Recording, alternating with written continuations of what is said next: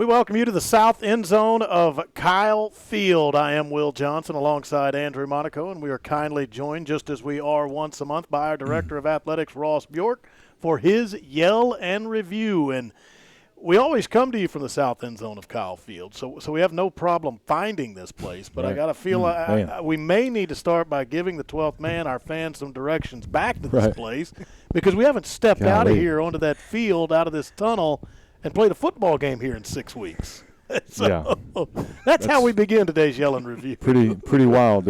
Yes, we still know how to host football games. Mm-hmm. We had a game operations meeting today with all the folks that help us run game day. So, big weekend here on campus, big weekend in town. There's another crosstown rival game on Friday night that I'll be a part of. Yeah. A&M Consol, the Tigers. I had to play favorites in this one, right? Because my son totally get it. plays for Consol, but we know we got Aggies on both sides of that one, so that'll be fun. And gonna rain tomorrow, looks like. Beautiful day Saturday. So yes, Kyle Field, 6:30, right? Wellborn Road, in case you need directions. From Houston, Highway 6, Dallas coming south. That's right. Yep. And we addressed this before.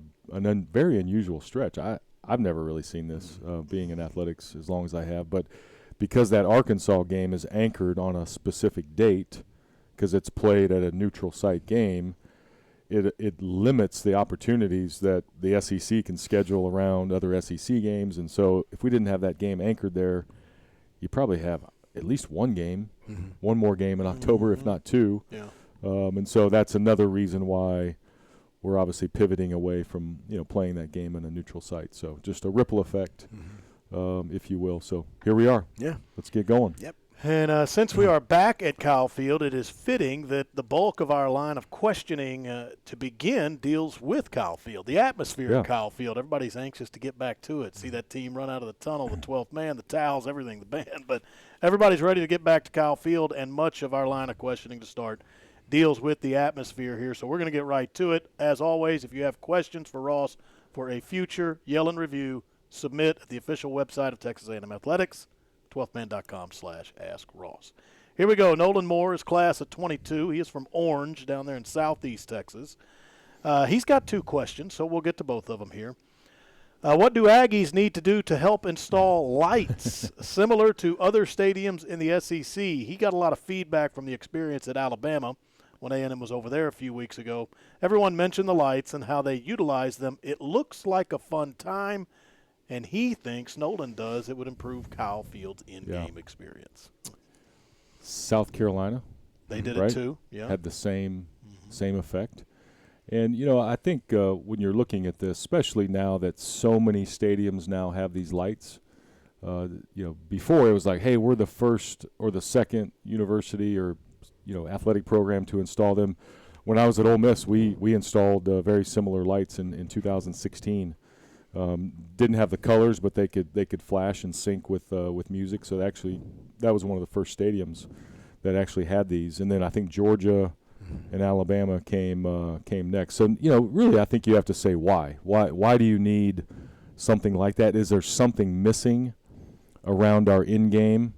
And we do a lot of survey work, and obviously we have a lot of people tell us, not just here at Texas A&M, that say, wow, best game day atmosphere. Wow, one of the top atmospheres. So, the question is, do you need it for anything? And I would submit that we don't really need it for anything from an atmosphere standpoint. And so it's definitely a trend. But I think the question that we always have to ask ourselves here at Texas A&M, because we have such strong traditions, right? We have the Fightin' Texas Aggie Band. We have the 12th man. They stand up the whole time. We have the towels. We have a powerful environment. I mean, literally, the stadium shakes, right? When that team is walking down the tunnel and that drum line plays and people start doing this, you're in the press box. It's swaying. It's swaying. Yeah. So no one has that. So the question is, does it fit? Does it fit here at A&M? And so we'll answer that question. We'll analyze it, and we may delay that answer. We may say, you know what, we don't need that right now. And then he said, what could we do to help? there's a saying that goes around that says the answer is money. Now, what's your question? And so obviously these things do not come without a cost, right? And so that's the other part that you have to weigh is, okay, do you want to make a financial commitment to something like that because you saw the need, because it does help, it does fit at A&M. And to me, right now, I don't think our atmosphere lacks for really much of anything. And it's not just us saying that. That's our fans saying that. That's the 12th man responding. And that's other people who watch these things around college football. Mm-hmm. Nolan had a second question. Obviously playing off one he had submitted a little while back. I believe it was this summer. Nolan asks, are there any updates on having live performances in Kyle Field? I'm assuming he's talking about concerts. Yeah, I think Nolan had submitted this not long after Garth Brooks appeared at Tiger Stadium in Baton Rouge this summer. So. Yeah, nothing concrete, but I would say there's just ongoing discussions. I mean, we're constantly in dialogue with different acts, different productions, different booking agents as they look at filling out the summer of 2023. That's really the best window that you could host an outdoor concert is kind of that May, June, July period at Kyle Field, because obviously you've got to have your stadium ready. This year is a challenge because we'll have construction. So as soon as that LSU game is over, we're ripping out part of the south end zone to build those new suites, and we'll have a crane on Kyle Field. We're actually taking out half of the grass up to the 50-yard line. We'll have a crane on the south end of Kyle Field, and that crane will be on site till about February, and then we'll have to start putting the grass back. And so our window, and then we'll have construction going on the rest of the time in the spring and summer leading up to the 2023 season. So 2023, it's a little complicated. We could still do it. We could still stage around it. And so we're working on it. No specific updates. Those things a lot of times take a long time to come together, and but we want to push that. We're trying to be innovative when it comes to hosting those kind of events, and hopefully we can get something soon. Changes in and around Kyle Field. You mentioned South End Zone Suites right above us, Centennial Campaign. You can see the construction ongoing out there right outside of Kyle Field. It's moving along. Man, they are cranking. And then you go over to West Campus, and you actually see steel framework going vertical over there for the indoor track. I mean, I was driving on George Bush right before I got to Wellborn, and over the treetops, looking over there on West Campus, you can start to see that steel go vertical. So you'll start to see steel go vertical on the indoor football here in the next couple weeks. And the big crane that's being set up right now, that is the crane to put the steel in place. So lots of things happening around facilities. So it starts the old indoor track, and then once football's done. Yep. Then once football's done, we'll tear down the current indoor football, and we'll start building the new academic center. And then we'll start renovating parts of Bright, the Bright building at the end of football, exciting. And then the new suites that we talked about, and we'll keep cranking. There you go. And thank you, Nolan, for those questions. Ross Bjork likes cranes in the air. That guy coming in on Saturday knows that. David, our buddy said that. Yeah, that's right. Everybody likes cranes in the air. That's progress. That's progress, yeah. So Nolan, class of 22, a current student. So is Colin Rosser, class of 23. He's from Kingwood, Texas, near Houston, and he asks, he's got a little statement here. I'll ask the question, but then also throw you out what Colin had to say. Colin asks, Ross, what would it take to make the Standing for America game happen every year? That's his question. His statement is that it's unifying, patriotic, and it reinforces our institutional history and connection to the military, and it is the coolest stadium atmosphere ever. If we want to maintain the significance of September 11th for a generation of people born after it, we should be remembering it every year in a truly special way. So that the last one was Kent State here last year in the opener, that was the 20th anniversary. 20th year of commemorating 9/11. I think look, obviously that's a significant date in our history. That's a student-led event. That's a student-led initiative.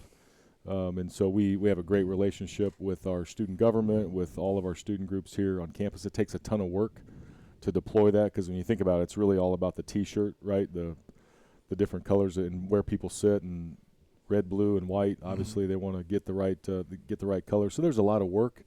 To me, the question is, if you do it every year, does it lose its impact? Does it lose the significance of maybe a milestone? Obviously, the 25th anniversary is going to be coming up here pretty darn soon, right? And so obviously we'll definitely do it, I think, around the 25th year. And so those are the things that you evaluate. But if the students want to come forward and make something happen like that, I think Aggies would respond.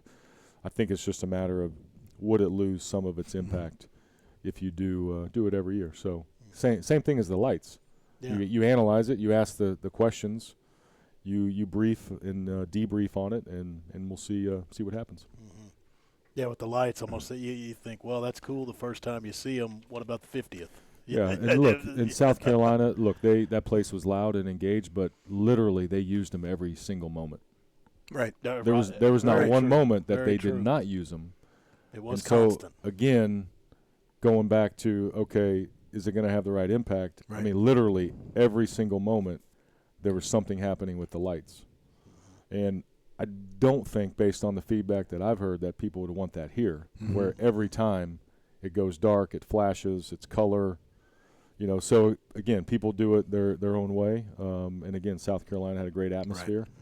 But literally it was every single time. And so at some point I think you start affecting the players too, from a standpoint of, hey, I'm dark and I'm flashing. Can I see? And then I've got the game lights, and I've got to catch this kickoff, or I've got to catch this punt. Yeah. And so those are all the things that you analyze. You also fall into like what Georgia did between the third and fourth quarter. Very cool. Love. Is it sometimes, hey, that's Georgia's thing, that's Alabama's thing? Right. Do we have to follow? Right. Everything. Now, That's again, if it works, Right. I totally get it. But are we going to be like everybody else, or are we going to stand out? I spoke at a conference this week, and I said we have 38,000 season tickets just for students, and everybody in the room, their jaws dropped and hit the floor. Yeah. So we have something very special here, and we need to continue to enhance that, and we want to innovate, of course, and all those things. But we got something very special. We need to make sure we protect that. No doubt. And before we move on, this line of questioning dealt with Kyle Field's atmosphere Right. And the game day experience. Yep. There's a part of the game day experience that has actually somewhat been in the news lately, and it deals with the football team's entrance onto Kyle Field to head out there for the kickoff. Right. You've been aware of it. You've seen it. Questions have been asked Yep. about it. That song, Power, is what introduces the Aggies to Kyle Field each and every Saturday. Right. You've gotten questions of where that song stands now, and this might be a chance for you to. Right. No, I think it's good. I think we've got lots of things we can cover because, again, we haven't had a home game in 6 weeks. Yeah. So just reminding of all the things that are happening this weekend. And so you're right. That song has become controversial based on the artist of who sings that song. And so we reviewed that situation for actually the last couple weeks as that thing was kind of brewing. And so here's what we're going to do. We're pivoting away from that song. And if you know how it works, it only plays for maybe 15 seconds, maybe 20 at the most, right? And so we're going to use the instrumental components from the song that we use when our team comes back out for the second half. And so we'll use kind of the front part of that song that we use for the second half re-entry of the team. And we'll use that, and then we'll go right into the war hymn. You have the drum line, right? And then it's a little bit of that song. So we'll have the instrumental components of the song that we use in the second half, and then you really roll right into the to the war hymn. And so that's how we'll do it starting on Saturday. We'll keep that in place for the rest of this year. And I think the really neat thing about this opportunity is it gives us a chance to kind of evaluate all of that, right? Because I believe that this has been in place since about 2012. I think it started Does that the sound SEC, about right? yeah. 2012, same song, same pyrotechnics. So this gives us a chance to say, okay, let's review everything for next year. Let's figure out what happens right when the team comes on the field for the start of the game, what happens at halftime. But this is a really good, I think, solution for what we have these last 4 games. And so that's what we're going to go with. And here's the other neat thing about it. I got more Twitter traffic on this the last 2 days than maybe anything since I've been here. So there's been online polls, and people have speculated and guessed, and actually there's been a few people that actually got it right that speculated and said, I bet they're going to go with, this song, which is what they use in the second half. So whoever those people are that got it right, well done. Congratulations. But that's the neat thing about the 12th man, right? They're engaged. They care. This is really, really important in terms of how our team, right, enters Kyle Field. So that's what we're going to go with, and we'll roll it out on Saturday. So note that change, 12 man, for this Saturday night's game against Ole Miss. And that's right. And again, we hadn't had a home game in a while, right? And there's more coming. It's not just a change in the intro music. No lights now, but one of the I don't know if this isn't a change. This is new, but we've got it on display right here inside Studio 12. If people have been paying attention to Jimbo's press conferences, he's had the Yeti Cup up there all year. So this Saturday, these are only available at Kyle Field. Maroon Yeti Cup, $49.99. You can buy this at the game, and then you'll actually be able to refill it during the game for fountain drinks. You can't bring it back though. We had some confusion last year over some cups, and so you can't bring the Yeti Cup back empty for the next games. But you can buy this starting this Saturday, and it'll be available. It's a great maroon color. You've got yours over there. Yep. Andrew, I've got mine. I've got water in it, staying hydrated today. But thanks to Yeti for their partnership and their sponsorship.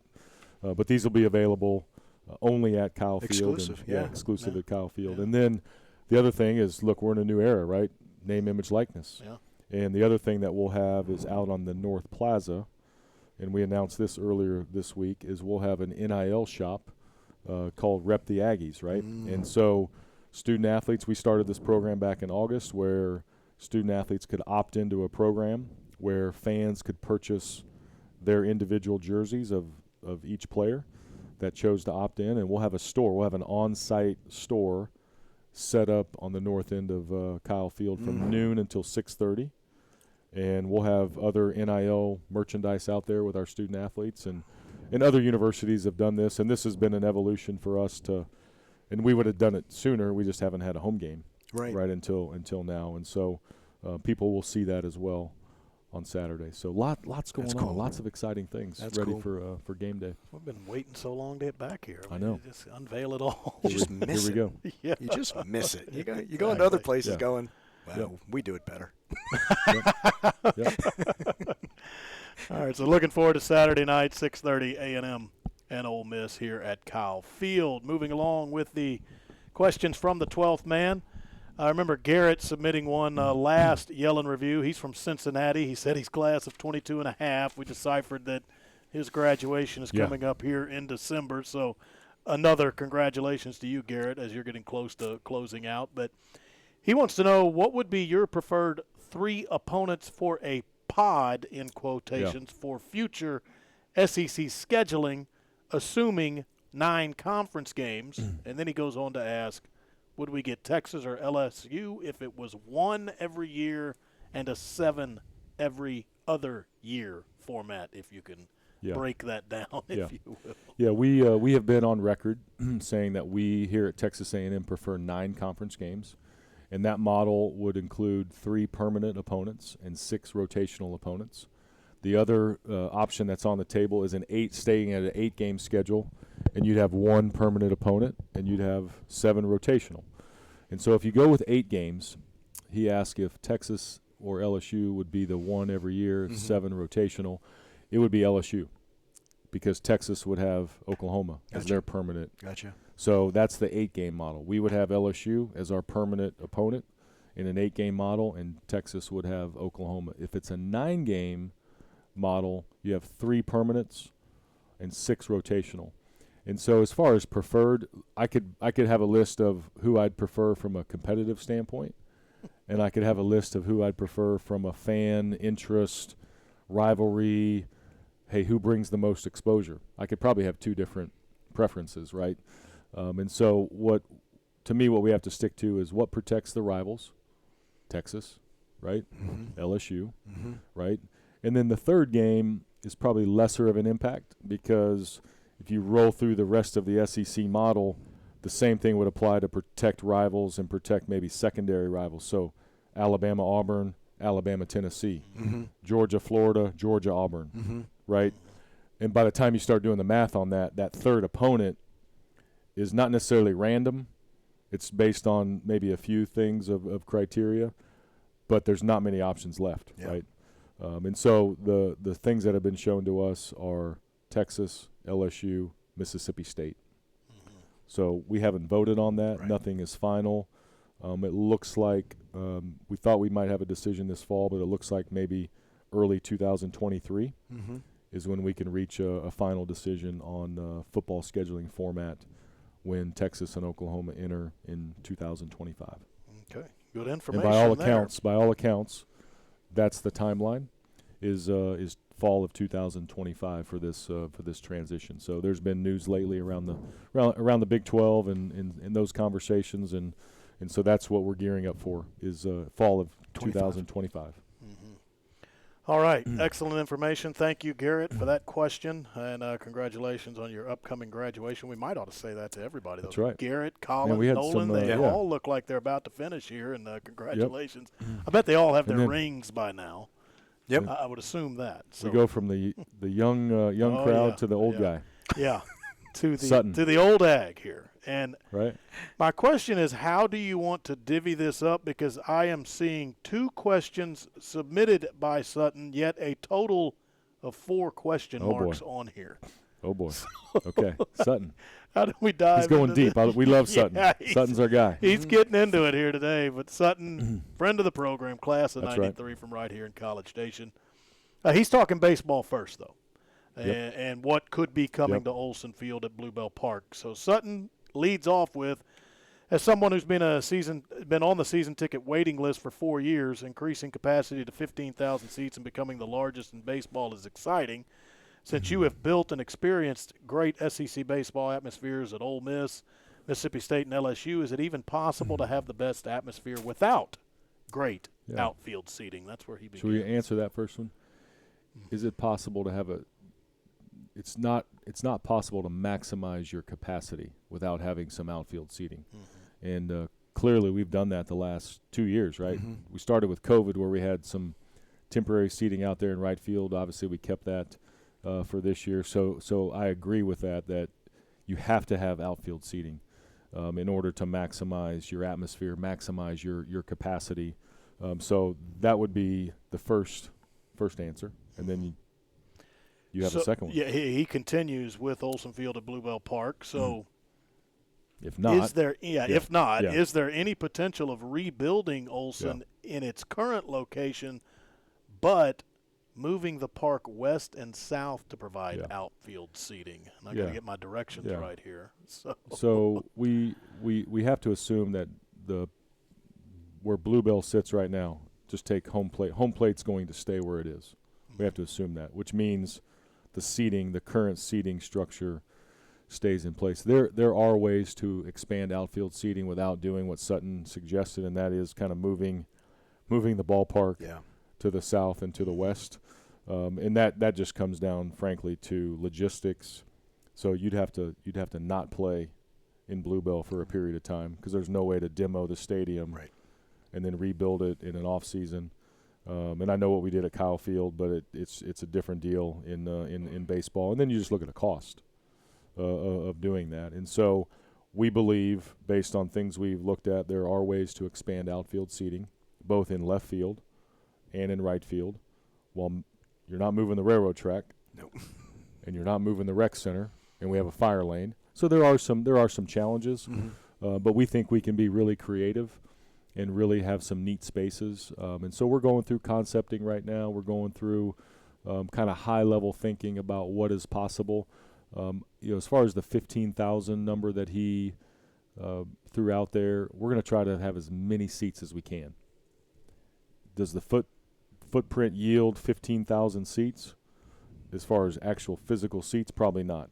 But can we have places that are standing room only? Can we have places that you can surge when you need it on a big weekend, a super regional, a regional like we had this year, or a big SEC series? Those are the kind of things that we're looking at, is Hey, on a Tuesday night, there might not be any seats there.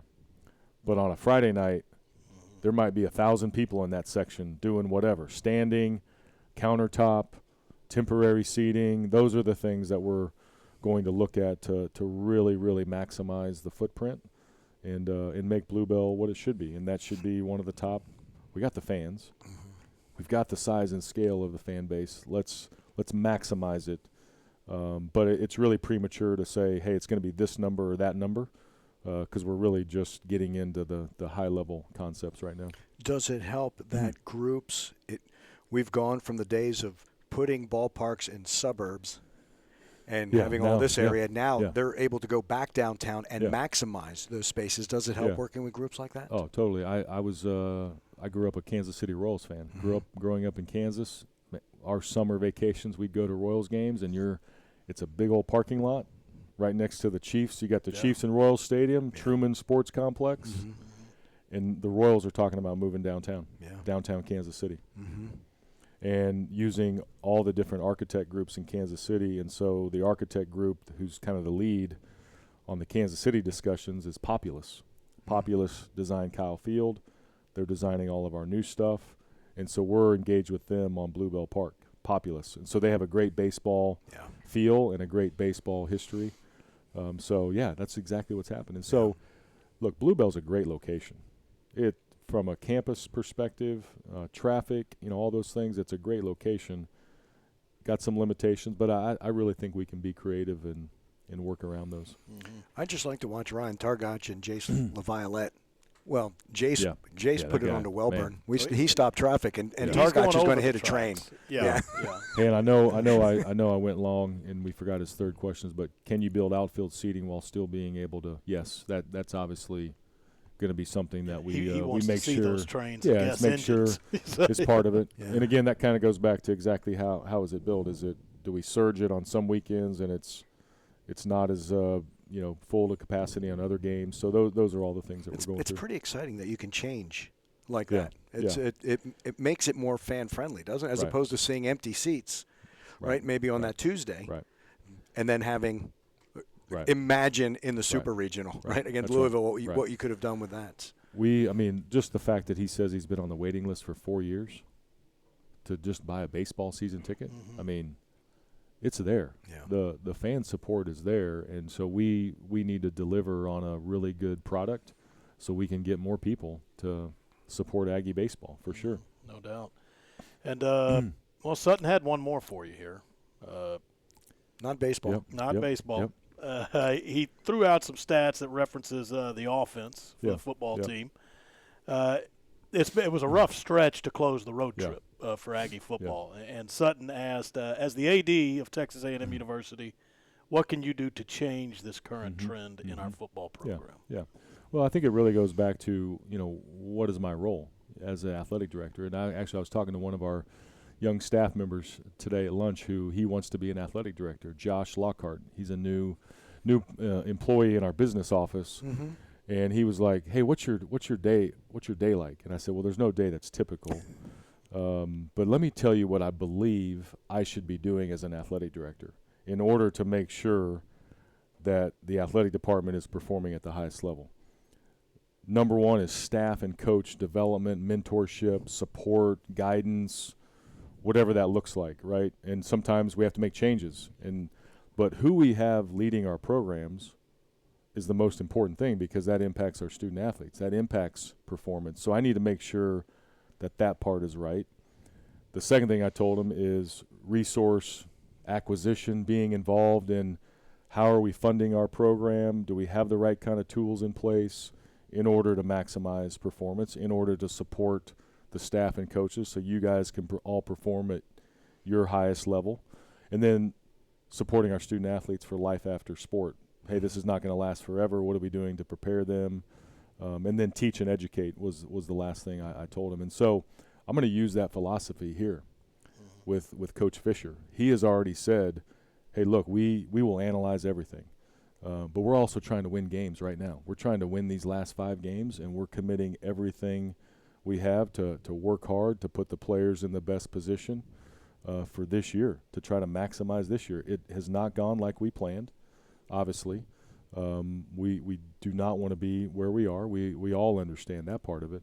But Coach has already said that we'll evaluate, and you always make adjustments no matter what that is. So my job will be to help support that, facilitate that, and make sure that we're all on the same page moving forward, because we know we can do it at this level. The foundation is there, the support is there, the infrastructure is there, the people are here, we have the right leadership, and so let's put it all together, and let's maximize these last 5 games and put our guys in the best position, and that's how I'll approach it. So the question about what can I do, I need to do my job. And that is all those principles I laid out, and that is all the execution pieces of it, and to make sure that we're maximizing who we are. I don't like it for our fans. I don't like it for our players, our coaches, that the record is what it is. But we have a chance to finish strong, and that's what we need to focus on. Is these last 5 games, and the 12th man can make an impact this weekend by being loud and getting there like they always do early, and affecting how the opponent plays.